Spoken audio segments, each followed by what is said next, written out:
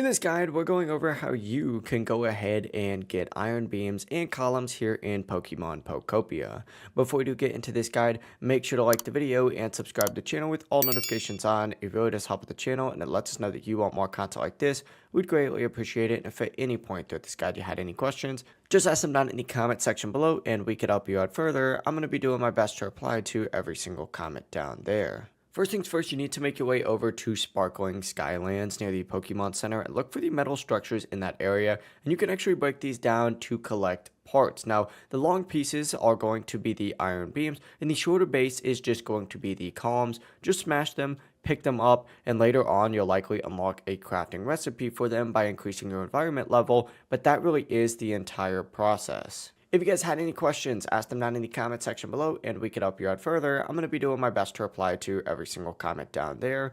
Before you do leave this guide, make sure to like the video and subscribe to the channel with all notifications on. It really does help with the channel and it lets us know that you want more content like this. We'd greatly appreciate it. And once again, if you have any questions, ask them down below. Have a great rest of your day though. Peace.